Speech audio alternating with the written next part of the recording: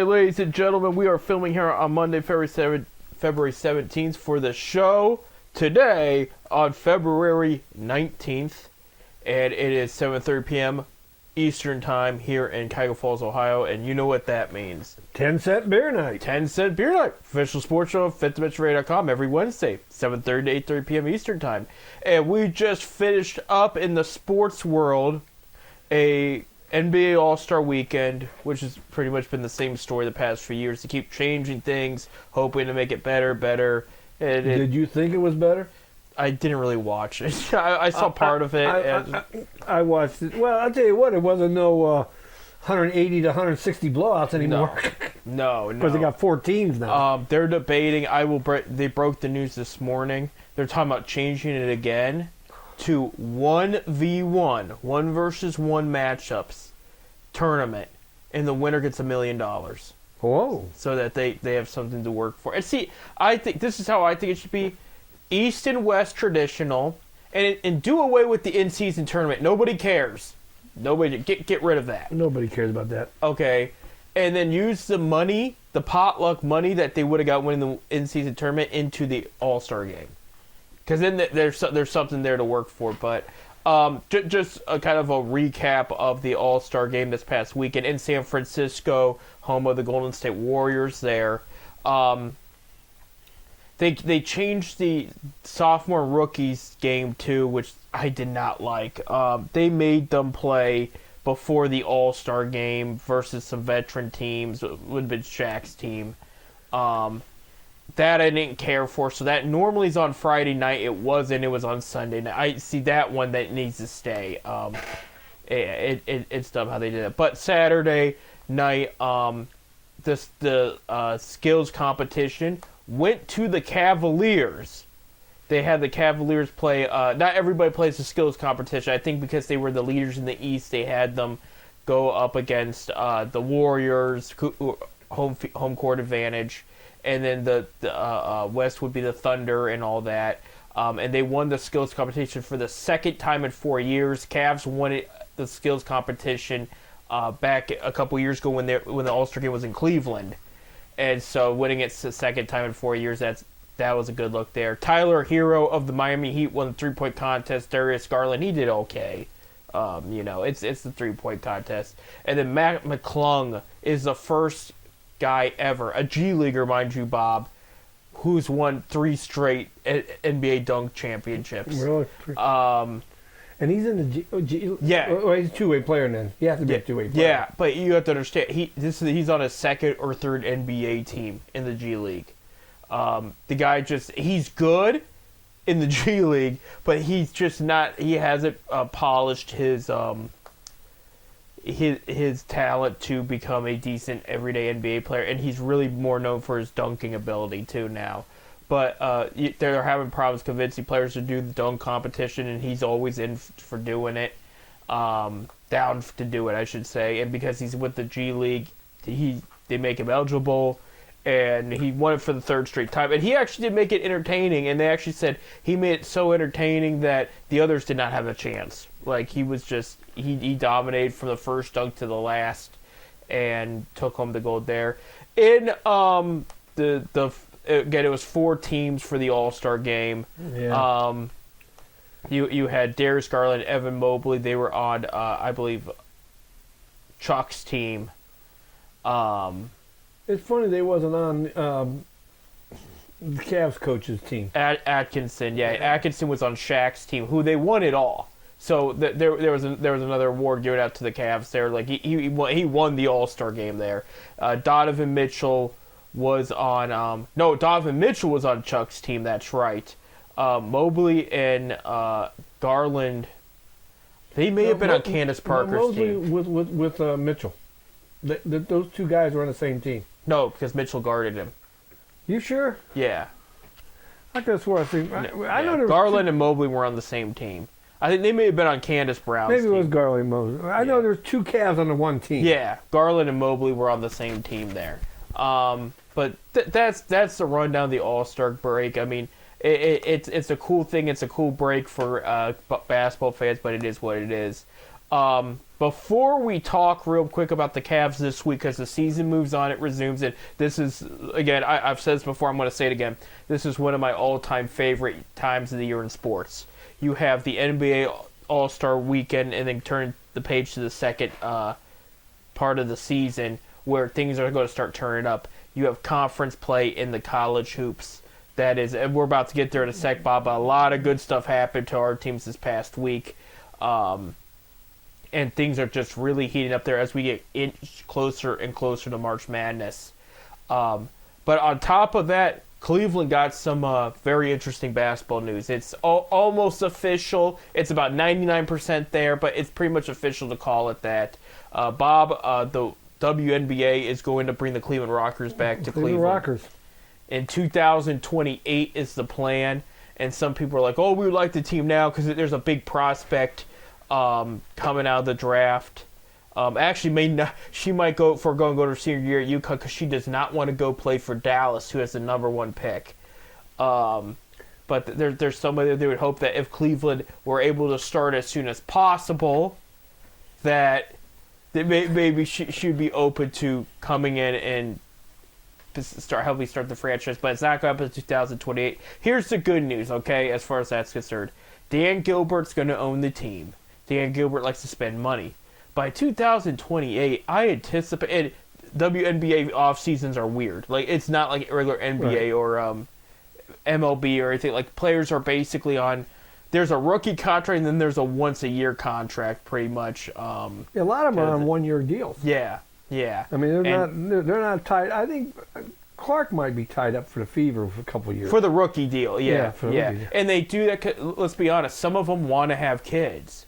And so you take a year off. They had actually one of the better players in the league last year. She played for Connecticut. I can't think of her name. She's a veteran, a great, like she's somebody that would give you like 16, 18 points a game and 11 rebounds or something. So like one of the better double-double players. She took all last year off because she was planning on having her third kid. You know, so that's why they do this. It is a different world. But I bring up because you brought up Clark. By the time Cleveland comes, and Caitlin Clark fell in love with Cleveland, maybe with Dan Gilbert, the way he spends money, maybe we could poach. I mean, Clark has put the WNBA on the map. Right. I'll say her. The other thing, and there's another girl too. I can't. There's a few because here's the bottom line: the players have gotten better. It is more entertaining because I'm not spitting on Sue Bird. There's another one that used to be with the LA Sparks that was for Lisa Leslie when I was growing up. I'm not spitting on them or anything, but like in the WNBA, it was limited of how much great talent you had. Now you have a bunch. That's where they opened up WNBA Fantasy and all that, because now you have more players to pick from that can make a major impact and build your fantasy team, you know. It's just the players are just better. But Caitlin Clark, as special of a player she is, that she definitely was a focal point in that. But yeah, there's more money in the WNBA. I saw Madison Square Garden sold out a game for the New York Liberty regular season. I'm not talking about when they won the championship this past year. Regular season just packed that place. You thought it was a Knicks game, obviously with the green color is kind of gives it away. It was not a Knicks game, but like how packed it was. It was that every seat in the house was filled. A lot of the teams are starting to. Their attendance just shot up. Right. I mean, shot up.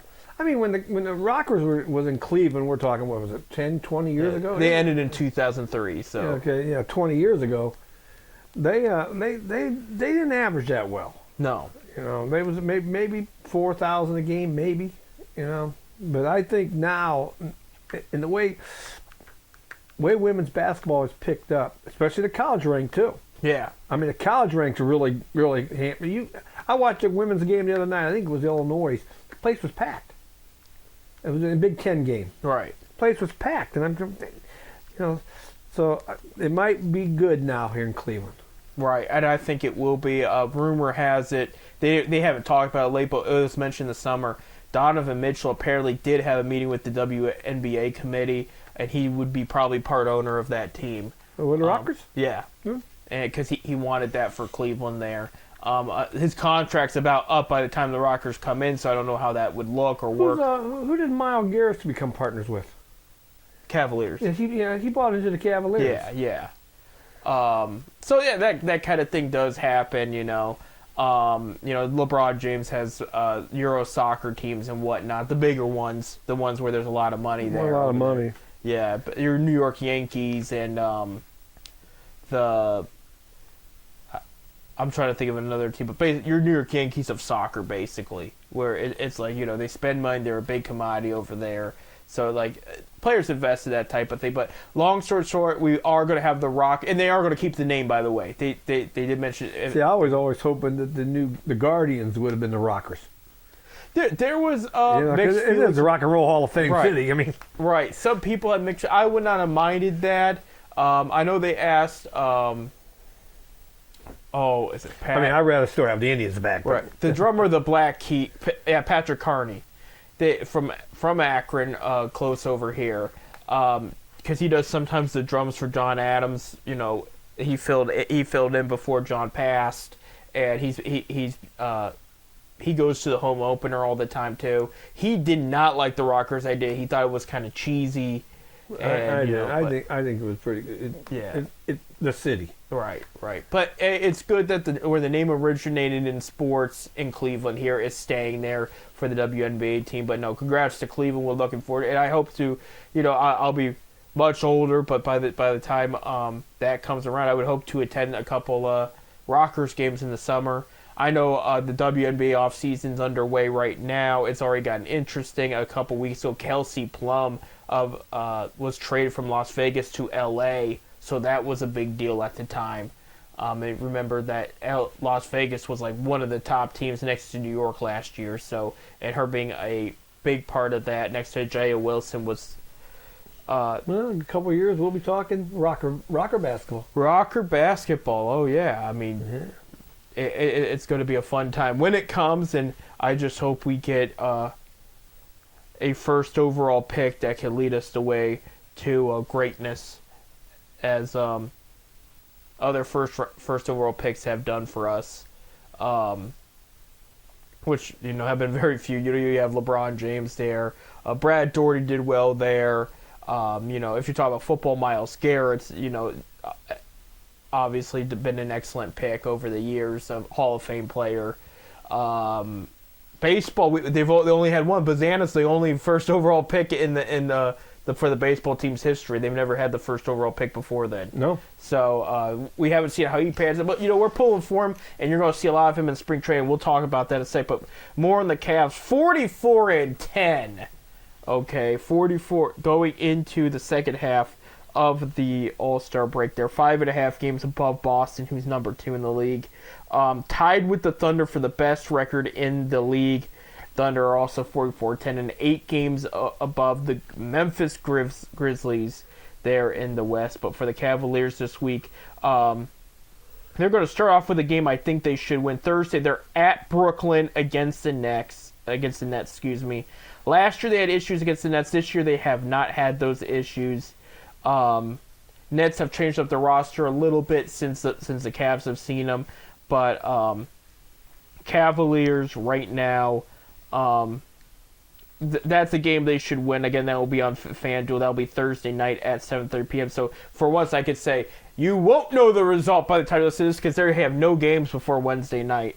So that'll be nice. Now, Friday, this is where things get interesting. They're in Cleveland. This game will be picked up by ESPN. The New York Knicks come to town. And they've played the Knicks once. They beat them, but they've only played them once. And Knicks are starting to play better and better. So it's time to watch out for them. And these two, don't forget. So we beat them in New York then? I think so, yes. But yeah, they've only played the Knicks one time, which surprised me. But they'll play the Knicks there. Well, if they're tied with the Thunder for the best record, I think we split with them this season, didn't we? Yeah. So yeah, it's still tied for bit. Yeah. And are we done with them? Yeah. It's only 2 games. Yeah, 2 games in the West. They played West twice and yeah, you play the West twice. Your division 4 times. 4 times. And then the rest of the East 3 times or something is how it goes. So they'll play so they have more against the Knicks later this year, but this is going to be round 2 this Friday. Again, Knicks are playing much better there, working on their chemistry with Karl Anthony Towns. So we need our big guys to show up and box out and get those rebounds too. Sunday they also have a tough one. ESPN picked this one up too. They're at home. They play the Memphis Grizzlies. And I'm tempted to say this is the first one. I'm looking real quick. I think it is the first one against Memphis. I don't remember them playing this year. No, they haven't played them this year. Memphis is also very good. Ja Morant is back to his healthy self. Are they in Memphis or Cleveland? They're in Cleveland. They're in Cleveland Cleveland for both national. Yeah, almost back. Well, if you have Friday and Sunday there. They have back-to-back between Thursday and Friday. So what game are you going to? Neither. I do not have tickets to either one this weekend. But Grizzlies try to swing a big trade for Durant over. The trade deadline did not make it, but you have Morant, you have Jared Jackson. Rookie Zach Edney was a very good pick for them. Probably too good. I mean, I can't believe he got picked where he got picked, and the Grizzlies still got him. But yeah, so you're looking. I'm looking at the schedule ahead next week. It's going to be tough too. We're going to wait and talk about that next week. But I would say if they can walk out this week 2-1, at least. That's good. I mean, I know how well they're playing. I'm not doubting this Cavs team, but I'm saying the Knicks and Grizzly games specifically are going to be tough. So, I mean... I remember last year, man, Cleveland had a hard time with New York. Right. I know they've had a hard time with them the past couple of years. But this year, I mean, again, they won round 1, and that was a good win there. So I said on to round 2, while both teams are still hot. Let me pull up there. Yeah, that was at New York. They beat them 110-104 in New York. We still got a 5-game lead on Boston. Yeah, and an 8-game on New York there. So, yeah, hopefully the guys are rested and not too rested. That goes for everybody. I hope the guys that wasn't at the All-Star game are practicing. Right. Or they keeping could, loose. They could, yeah. Don't be on your vacations and laying on the beach somewhere. I think some of them did do that. Some of them did that. I know they did. But they're not the only ones. They're not the only team that does that there. But I will say DeAndre... I'm losing his name. Hunter, who they picked up, his first couple games were great. He did exactly what they wanted him to do. Played defense, got some steals, hit some three-point shots. Again, I cannot stress... They need Isaac Okoro and Dean Wade healthy, but Coach Atkinson said both of them could be back this week. I hope. And that's because they need. If everybody can stay healthy, including those two guys, we got them. I mean, this team is set. They still have an open spot on the roster. There's no news about any claiming anybody or right anybody or picking anybody up or right. Not yet. I mean, the buyout market stuff is still happening as we speak, but. I mean, there was talk about a guy from what? It was the Nets. There was Ben Simmons, but yeah, he went to the Clippers. Did he go to Clippers? Yeah, he went to the Clippers. So I didn't hear that, but I know they were talking about him. Right, but if Dean Wade and Isaac Okoro can stay healthy, you got more 3-point shooting and more great defense there, and that's gonna make a difference. I mean, look at the records. Their record when Dean Wade is playing, it's crazy. I mean, even last year too, yeah. But he's got to stay healthy, and that was probably last year. He did not stay healthy, and he was close from the 3-point arc. So there you go. I've been rooting for him since they were in Canton. There you go. So hey, we got to take a break. When we come back, we're going to talk college hoops. Zips win streak stays alive. We'll talk about that and more. Stay tuned.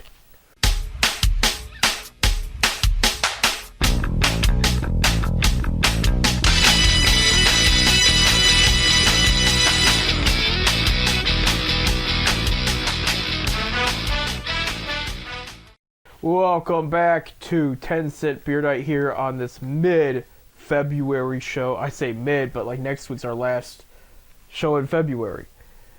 You got to remember, there's only 28 days in this month. There's already 28 days. Only 28. We're not in a leap year where we get one more. Nope. But we don't need... I can't wait that long for March Madness anyway, so we don't need the extra day. But you know what? One thing about February? What? 28 days, March 1st, spring exhibition games start. Well, weather's getting nice. We'll get that to the sec because I do want to get to that. What I do want to talk about first. We're going to talk about the 20-5 Akron Zips here, winning their 20th game this past Saturday. Last week they beat Western Michigan at last Tuesday, 105-92. You know what about Saturday? that? What? Go ahead. 20-5 record. Their best record they have ever started with, they won 24. They got 6 games left in regular season. The 24 was with tournament games too.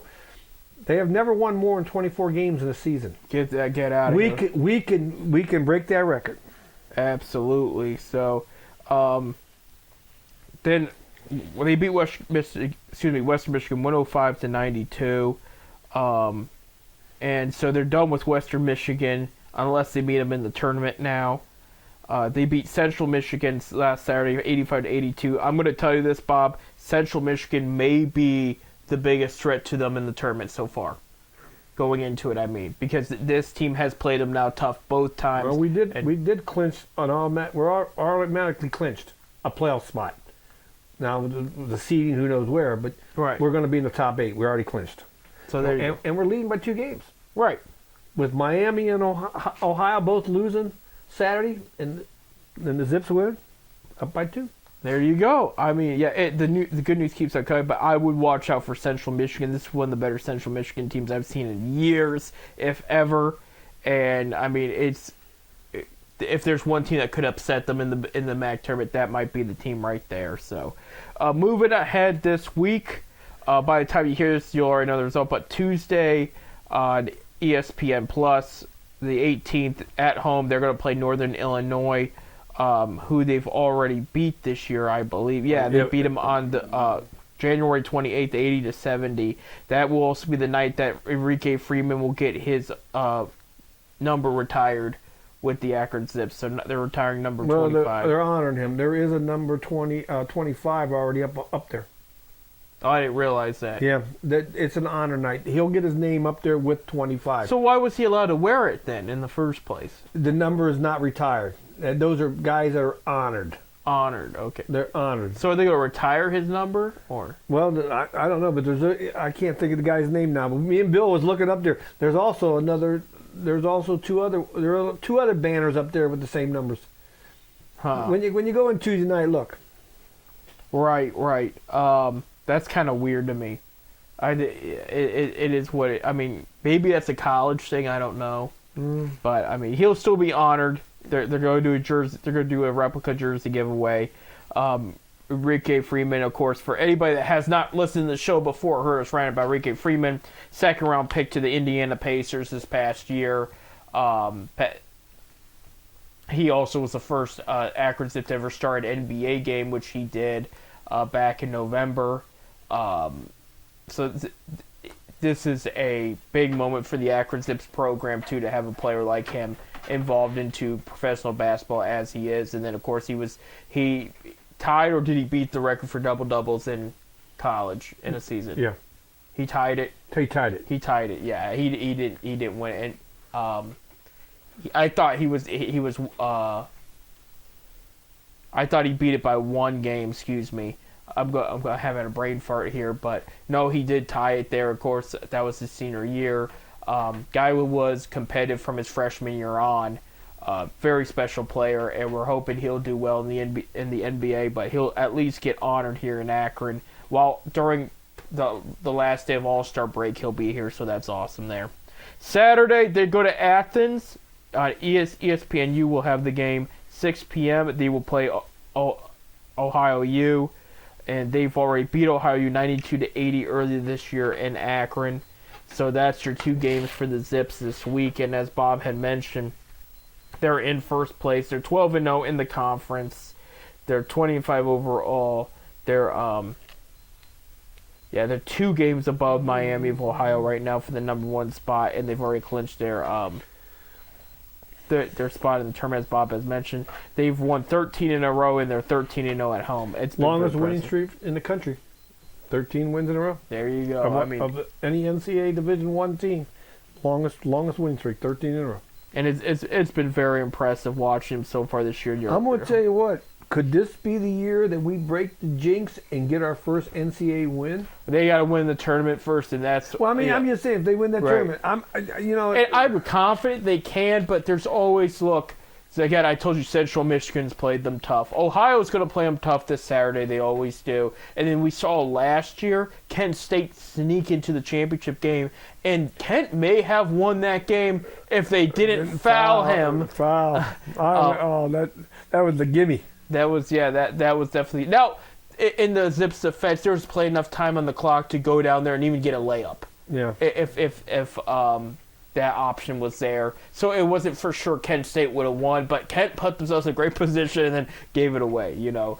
But Kent was not, a lot of people did not have Kent in that championship game going into the tournament. So the fact Kent even show up, you can't rule out Kent.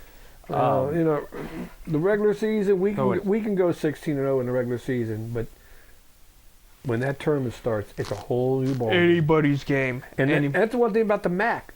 Anybody in the MAC can beat anybody. Right. You know, on a given night, it's so competitive. That league is so competitive. The worst team, Northern Illinois is, I think, the worst team right now in the MAC. And we already beat them by 10 points Right. earlier in the year. So on a given night, anybody beat anybody in the All right. MAC. Well, we need to beat them up while we still have them. So, We just can't let our guards down. We got to go out there and play ball, no matter Right. who you're playing. If you got to mentally, this is the best team in the league. We got to beat them. Right. I agree with that one. And they are playing very well across the board. Even a couple of guys off the bench. I mean, we're talking the 3-point shooting. We're talking about the You scoring. got 5 guys that's averaging double figures. Right. So that's going to show you how well balanced the scoring is. Right.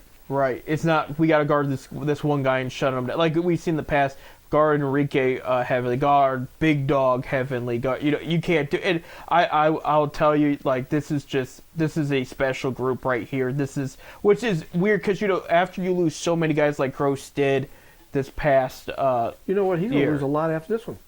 He probably will, but he'll also attract more too at the same time. And I think that's the mission they're going for. And With this new the transfer protocol, or whatever they call it, Yeah. a portal or whatever, you can always load up after a season. I mean, Right. you know, it used to be, you know, I'm going to transfer to Akron, or I'm transferring to Ohio State or Kent. You had to sit out a year. right. Now, that ain't the case no more. Right. And I don't mind it because, you know, they're only early 20-year-olds, you know. Sitting out might actually hurt them where they could put themselves in a better situation to play and develop. You know, I'm not against that at all. I did read an article somewhere where Gross was talking about he had his assistant coaches and scouts and all that look at these certain players and saw through the numbers, how they played in the analytics, how they would fit through their system, and they handpicked what they thought was the best players there that were willing to come aboard. And he did hit 5 or 6 transfers from some big schools We too. got a kid from West Virginia. We got a kid from Cornell. 2 from West Virginia. There was 2. We got an Ohio State kid. North Carolina. North Carolina. The English kids from was with the Tar Heels last year. Okinoki or Okonoko or what? How you pronounce his Yeah. name? From England. England, yeah. He played for Tar Heels last year. And you understand, Zips basketball never really got transfers like that. And that's the crazy with the football too. Like they're starting to get some transfers too. And from the bigger schools, and that was not always the case. But I think also I'm going to defend the transfer portal. I think it's made the MAC stronger too in both sports, specifically football and basketball, because they used to be overlooked. They used to be more dominated, and now you're seeing with them getting better, stronger players, because they're like, some of these players are like, well, I get to play right away. I'm going to come over here. They got a system for me that makes sense. And it's made a world of difference where now you got to take the MAC more seriously, because you could be Notre Dame on the football field, go to the championship, but in the back of your mind, which, you know, kind of helped them get to the championship and regroup, was losing to Northern Illinois. You know, sometimes that's what you need. right? You know, and you're going to see maybe not just the MAC, but the smaller conferences. You're going to see it in this big basketball See, tournament. that's what I don't want to see. I don't want to see Akron U and I hope they do. But I you know, you got 6 games. You got 6 games left in the Mid American Conference. Right. I mean, I'd love to see them win them all, but then again, if you would lose one of those, now you got to say, hey, we can get beat. Right. We got to go out there and play harder. Right. You know, with the tournament starting. I mean, that's what I'm looking at. There's also the attitude where if they get in rhythm and they win out, including through the tournament, then they have high confidence going into the big tournament too. So I'm going to cheer for them to win on a game-by-game basis, but if they lose one before the big tournament... I'm not going to, like I said, they're already in the MAC playoff. Right. Right. So. And they got some big games coming. And we'll talk about more next week, but Kent State game did get picked up by ESPN too. About a week ago, yeah. I'll be there. Yep, and that'll be in Akron there. Real quick, Ohio State, kind of a wish-washy week last week. On last Wednesday, they did beat Washington, their first matchup with them as a member of the Big Ten, 93-69. It was a beat up there. They lost to number 20 Michigan at home, 83-86, and Coach was just absolutely beside himself. I guess he thinks they could have played much better and prevented this loss here. And I guess they don't play Michigan the rest of the season, which is weird because I'm looking at their schedule. This is the one and only time they're supposed to play Michigan. And you'd think with this conference and the division within the conference, they would at least play Michigan twice. You know, but when you added 4 more teams to a 12-team conference, I got 16 teams. Yeah, but they played Nebraska twice. You know, it's like, and that's on the other side of the country. I see what you're saying. Well, yeah. I don't know. You know, they only played Penn State once too. I mean, that just doesn't make sense to me, but it is what it is. So this week, all right, Thursday night on Fox Sports, 6:30 p.m. They will be at Northwestern. No, they'll be in Columbus. Okay, Northwestern's coming to Columbus. So they should be able to win that one. Should be able to, but yeah, we'll see what happens there. And then Sunday, they're at UCLA. CBS picked it up at 3:45 p.m. It's an afternoon game there. They'll be the first to play UCLA as a member of the Big Ten there. That one could go either way. 3:45 here. Oh, over there. So it'd be 6 o'clock. It'd be 6:40. That's a good point. Unless it could be they do noon games on Sunday, so it could be 3:45 here. Yeah. It just says 3:45. So, like I said, because they're 3 hours difference from us. Right. So, Michigan moved up. By the way, they were number 20 last night. After their win, they're now number 12 in the nation. They jumped 8 spots by winning 1 game. I think they won a couple this past week here. Let me. I would hate to look at this.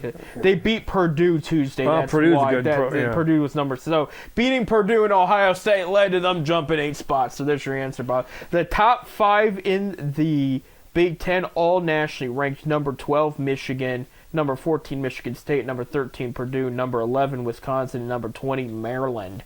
If you want to talk about teams added over the Big Ten over the years, adding Maryland, especially for basketball, was a big deal for the Big Ten there. UCLA is number 6, 10-5 in the conference, 19-7 overall. So Ohio State is going to have a tough game this Sunday, especially since they couldn't beat Michigan this past week. Northwestern is second to last; they're 4-11 in the division and 13-13 overall. Ohio State's 15-11 in the division, 8th. They're 8th in the division, 15-11 overall, 7-8 in the one thing about conference. the Big Ten, though, all teams make the tournament. Right. So Ohio State's got a pretty talented team too.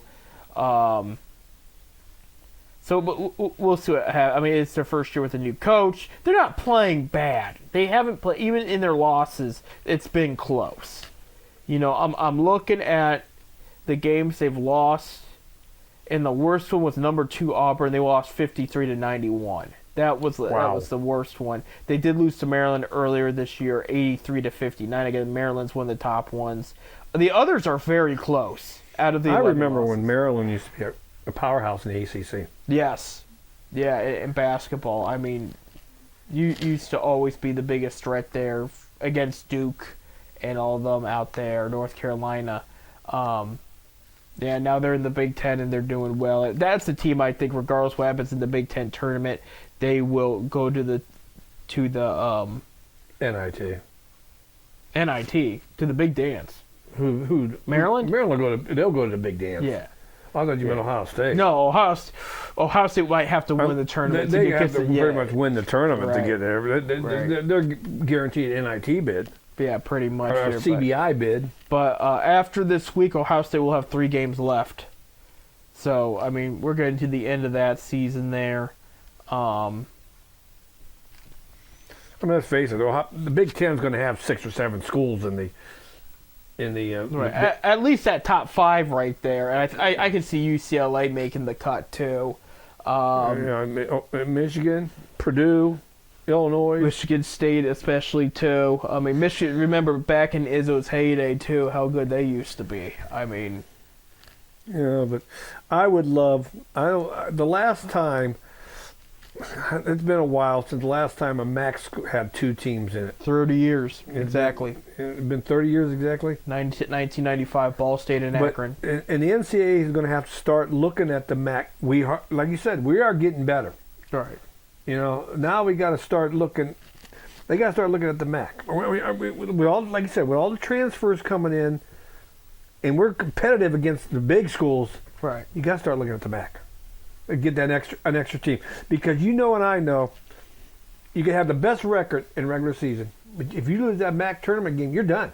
Right. Why haven't you went undefeated, say in the MAC, like if Akron goes undefeated, they accidentally get beat in the championship tournament. Akron ain't even going to get a look. Right. Because they did not win that tournament, which to me is wrong. Right, right. You know, I think it would be good competitive basketball there. I know they're looking too at the bigger school, like you look at the SEC, the middle ground schools. And there was somebody last year that made the cut, and I said, how did they make the cut? I mean, they couldn't beat any of the good schools.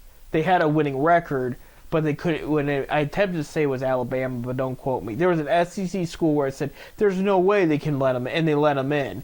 And when they did, I was like, well. I think it was Alabama. It may have been. It was somebody who, like, again, they had a winning record. They did okay in the SEC, but the big goods, and they played a lot of ranked schools, whoever it was, and they just could not beat them. And I said, how are you going to put this team out there when they're probably going to even lose in the first round? Maybe they win the first round by a bit against a smaller school, but the next round they're going to get eliminated. You know, it's... Well, I know you said something earlier about Central Michigan. Did you know they have the toughest non-conference schedule of any of the teams in the MAC? I did not know that. Yeah. I mean, they definitely They played prepared. Michigan State. They played Michigan. They played Marquette. I mean, they look at their schedule. And that's probably why they're playing so tough against some of these other MAC teams here. No, good for them. I mean, I would love to see Akron have a schedule like that just to prepare Yeah, themselves. they talked more for about that the other night. in the Big Ten. So, not the big tournament. Excuse me. They can play the Big Ten, but yeah, there you go. Hey, we got to take a break. When we come back, spring training is underway, and Cleveland's on the verge of signing another starting pitcher. We'll talk about that and more. Stay tuned.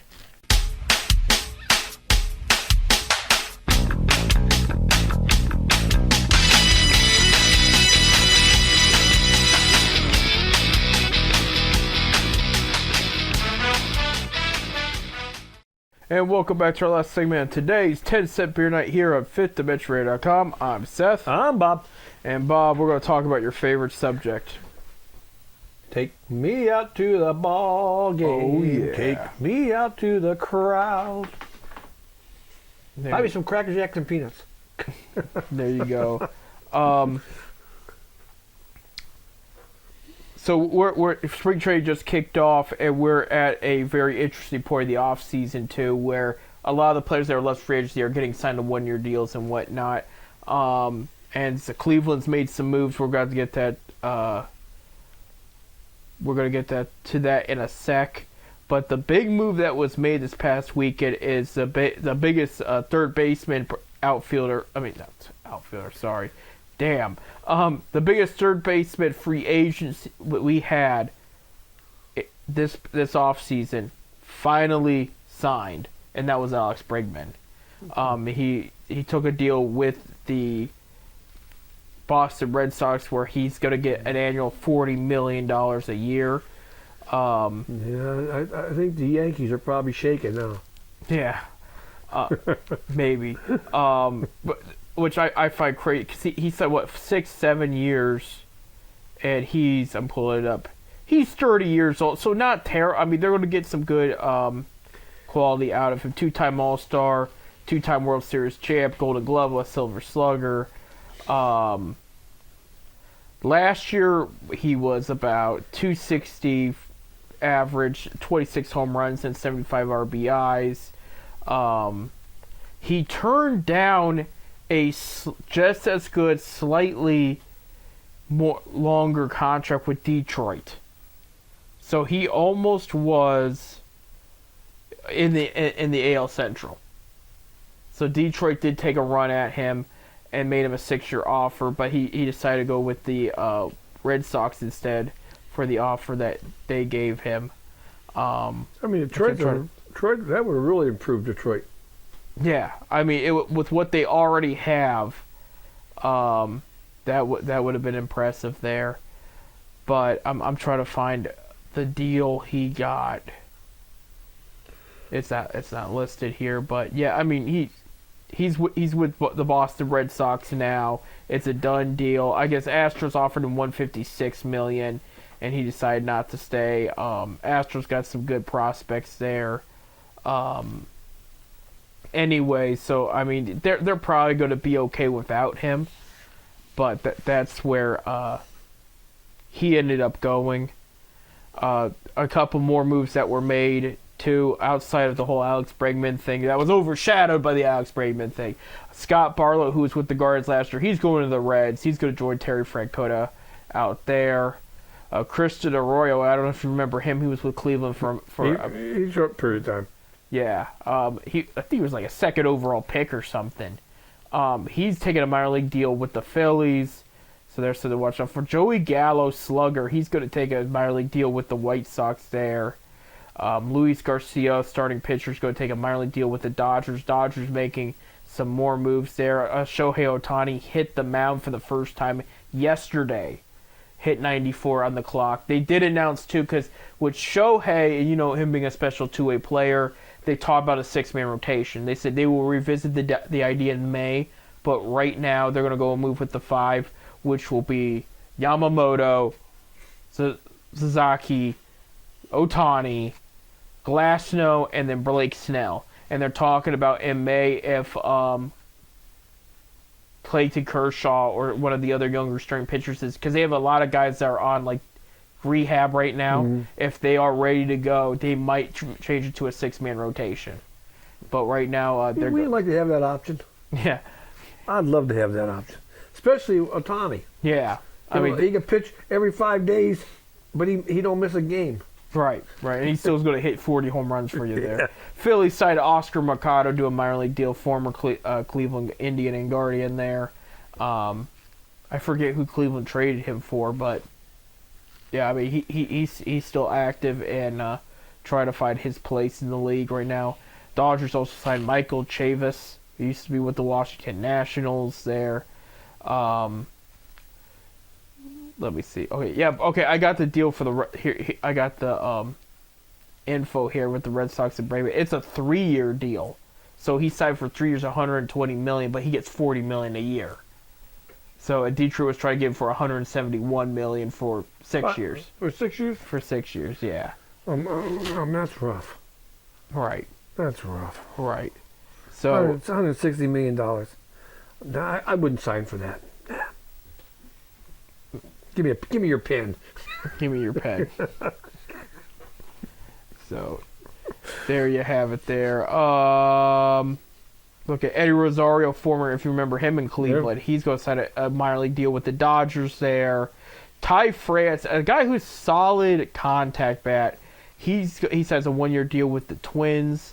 I mean, he only hit .234 last year, but he was an all-star in 22 there, where he hit .274, 20 home runs, 83 RBIs. He's hit .291 in some seasons, over 300 in others. He was traded to Cincinnati briefly last year, where he hit .251, 5 home runs, 20 RBIs. He's not a bad ball player. He really isn't. He can play first, second, and third, and so he's going to go to Minnesota there on a 1-year deal. Angels side Yoel Moncada, I remember him being one of the top third base prospects in the league. And he's headed there with Kenley Jensen, former closer for the Red Sox and the Dodgers, will also be going to the Angels there. Angels loading up after they just missed out on Pete Alonso there. He signed a 2-year deal to return to the Mets. National side Paul DeJong, he's a former All-Star shortstop. Yeah, he was All-Star 2019 for the St. Louis Cardinals, and he's jumped around. Guy with decent power. He won't hit you for average, but you know, it's there. Guards did sign 2 pitchers. We're going to go back to the Guardians real quick. Jacob Junis, yesterday he signed a 1-year deal, $4.5 million there. He last year was with Milwaukee and Cincinnati. Were combined, he went 4-0 with. He's got some decent stuff. Yeah, with 61 strikeouts. He didn't play a ton of games. He played 10 for Milwaukee, 14 for Cincinnati. Yeah. ERA in Milwaukee was 2.42, and in Cincinnati was 2.85. He was going back and forth for the AAA clubs into the Major League club. Right. Well, it sounds like with the money the Guardians just gave him, he's going to have a spot in that rotation there. Because you got to remember, Bieber's down. There's a couple spots you didn't get a couple guys back, so this is. Well, how long do you think Bieber's going to be out? He did throw on the mound yesterday. I did hear that. So he might be closer than people think. They were talking about after the All-Star break, but if he's already throwing, he could be ready. He could be ready. Yeah. I mean, he's been gone a while. I thought after the All-Star break was kind of a reach of, you know. I look for him coming back around June myself. Right. If he's throwing on the mound now, he'll be back around June. Right. They did just sign, Bob, we were talking about this off air. They did just sign, as we speak, John Means, former Baltimore Oriole there. He spent 7 years down there in Baltimore, Maryland before the Orioles. One-time All-Star. He was an All-Star in 2019. That was the year he went to. He went. What did he go? 12-11 with a 3.60 ERA, and he had 121 strikeouts. Guy's got good stuff, but as I mentioned, Bob, injury prone. He's only played 10 games the past 3 seasons. Last year he was on the regular rotation. He went 2-0 in his first couple starts, 2.61 ERA, and then he had a Tommy John surgery, and the whole thing was, you know. He signs a 1-year deal with an option. The option could be up to $7.5 million, depending how well he pitches. Is it a 1-year major league deal? Right. It ain't a minor league deal? It's a major league deal, so $1 million. I don't know if I would offer him a minor league deal. But I mean, the way I see it, too, is, okay, Bieber's going to be out for a while. You don't know if McKenzie's even an option at this point. Right now, you're guaranteed. McKenzie's going to be starting in AAA. Right. He might even be going to AA for a little bit. I'm willing to bet you. I mean, he could. Bybee is one of your guaranteed guys. Bybee is. Gavin Williams might be one of your guaranteeds. We're talking Gavin Williams starts. Yeah, Williams is a starter. I don't know if you talking about bullpen guys. I'm talking starting pitchers, guys. Okay. I'm trying to pull up the roster. Gavin Williams. What's the what's the young kid? I'm pulling it up right now. The 40-man. Logan Allen could be one of your guys. Allen could be there. A starter. Let's see. Espino's not gonna be ready, man. That guy's banged up. And I hope he turns it around. I'm not trying to come off disrespectful like that, but like he's just not gonna be ready. That's it. Okay, I won't say Williams is guaranteed, but outside Logan Allen and Bybee are probably the guys that have locked down their spot. You put Jacob Junis and John Means in there now. Now you got 4 guys, and then you have the battle for the 5th one. Yeah, I mean that's going to be. Well, it surprised me is I'm looking at their 40-man roster right now. They only got 2 catchers for the 40-man. And that's what Hedges and Naylor, right? Yes. There you go. A couple new names. Juan Brito. I've never heard of him. We had 3 last year, didn't we? Fryman? Not Fryman. Fry. Fry's and he's listed in the outfield, but he can play catcher. Yeah, he can play catcher. Yeah. He played catcher too. Yeah, I'm looking at. There's a couple newer names on here too. A couple guys we've known about for a while. But yeah, Fry. I mean, he's a listed infielder on here, I should say. But yeah, he can play catcher as well. Because Fry played a couple of times last year at the catcher position. Right. He even went to All-Star game catcher / outfield. So, I mean, he's pretty much can play anywhere. right. But I understand the Janus, Jacob. I mean, the Junis and the Means moves here. A little bit cheaper, but quality. These guys, when they're not too old, they still got good stuff. And I mean, they want to come here because they're gonna have a starting spot, you know. And I'm looking ahead of, you know, as far as injuries and everything they're going through right now. This makes a lot of sense to go this direction because, you know, you get not only just that talent, but you get that experience in there. 7+ years of ball between the two, with both, I should say. Yeah, I mean, they needed some starting pitching. They made some moves here. It makes a lot of sense here. We just gotta wait to see them get ready. And February, you said March. It's February 22nd. It's their first spring training game. So Saturday will be 3:05 p.m. against the Reds there. So exhibition plays around the corner. Will be underway at the end of the week here. Spring's around the corner. Spring is in the air. Spring is in the air, and love is everywhere. Right, and a ton of good baseball. I mean, that was, I'm seeing more and more even advertisements for it. Everybody's ready. Now let's talk about the television rights. That one is a weird one. That is a weird one. You know, we got to now pay for the streaming to get the streaming. That's wrong. By the way, people, he's talking about the Guardians. They're talking about the Guardians. Yeah, the Reds were going to go that route too, and they end up signing with FanDuel. Why can't we go with FanDuel? Cavs and the Blue Jackets are already on FanDuel. Right.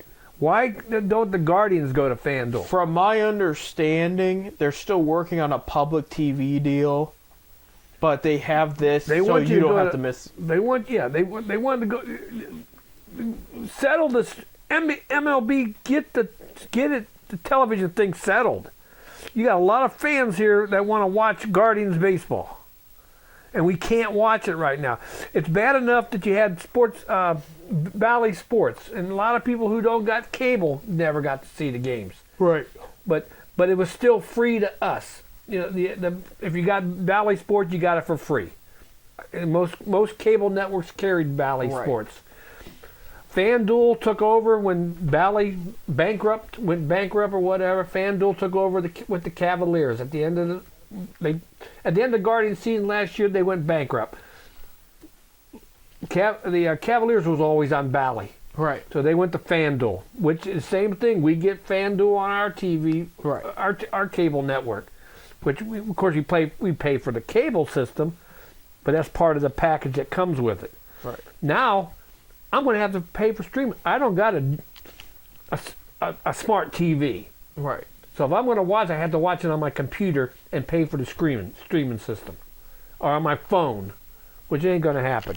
So, Tom Hamilton, I'll be listening a lot to you, because he'll be on the radio. There you go. Many staff changes too. They took out the third broadcaster for the Guardians, which may have been not the worst move of all time. But you still have Matt Underwood and Rick Manning there. Of course, and Andre Knott. Our guy Andre Knott, Akron Zip, does a great job there. I've met Andre a couple of times. Great dude, really is. Loves his zips. They picked up a girl. They picked Kaylee Griffin from the Cavaliers will be Andre Knott's backup for days off or days he can't. What? No, Bridget? No, she hasn't done anything for them. Yeah, no, that's a whole. She's the Browns. Yeah. No, but they need to bring. Which Bridget is telling me if Griffin's involved, maybe FanDuel is eventually involved. I'm hoping because she's, I'm not saying she's tied to. I don't know her situation. I got in a heated discussion with my mom. My mom's a Guardian and Cavs fan. You're right, and she said the same thing. Well, why don't the Guardians be on? The Cavs are on FanDuel. Why can't the Guardians be on FanDuel? Right. And FanDuel also does the Blue Jackets. Right. You know, with Sports Time Ohio did them all. Right. But then the Reds were going to go with this MLB deal. They decided at last minute, no, we want FanDuel. We'll go with FanDuel, so the same reason, so the people can watch the game. Right. I mean, we can't go to every game live. No. It can't happen. No, even with the cheaper prices, it can't happen there.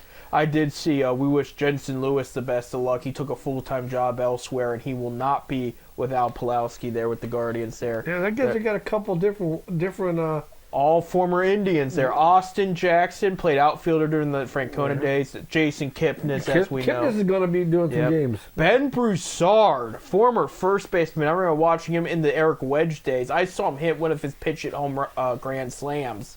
One of the few to hit 4 pitch hit grand slams or something in the season. I mean, there was a season he tore it up. You know, I like to see with Pulowski. What? I like to see Bruce Drennan. That'd be fun. That'd be fun, man. That'd be a blast. Be fun. Nick Goody's also going to be there, former relief pitcher. He was also during the Francona era. But I like Jensen though. Oh, we all did. He was very good at what he did. Very good at what he did. He brought the game to life. He knew what he was talking about when he talked about the game. Right. Yeah. There's somebody else I mentioned. It's like Missy. There's like a catcher or somebody that's also good. But yeah, they have all these different. They have a rotation of different guys replacing Jensen Lewis there.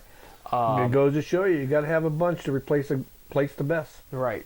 But he took a full-time job somewhere else. We wish him the best, and that's all that matters. Definitely a guy that loved playing for Cleveland and Cincinnati, Ohio. He's from Ohio, you know. Yeah. And he played for both.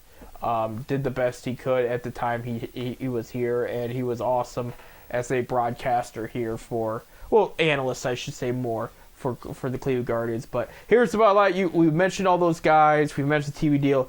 Either way you look at it, they're going to be on TV soon playing ball, and everybody's looking forward to it. We're ready for baseball, especially after everything the Browns continue to put us through. So that's another story. Yeah, don't go there, Bob. Don't go there. Think happy thoughts. Think Cavaliers and Zips. We got to get going. That's the end of our show today. Next week, we'll talk about where the Cavs, Zips, and Buckeyes are at as far as the last week of February basketball go. Didn't forget the one thing. What? The Zips went 2-1. Opened the season. Baseball. On baseball. There you go. 2-1. Yeah. And they against Radford. I think it was Radford. They won 11-10 the first game, 11 innings. They lost the second game 9-8, 11 innings, and they won the third game 12-0. Well, damn. Okay. And they're playing North Carolina the next 4 games, I think so. Well, that'll be a test. Starting here on the 16th or 18th. So that will be a test there. So hey, we got to wrap it up though. But we'll talk a lot of basketball. We'll talk about the return of baseball with spring training, how everything went over this coming weekend with the first few spring training games, and we'll talk about all that and more. So without further ado, thank you, producer Bob. Thank you, Bob. Go Zips, Buckeyes, and Cavs. They're all doing well, so we're just going to go Zips. There you go. Until next time.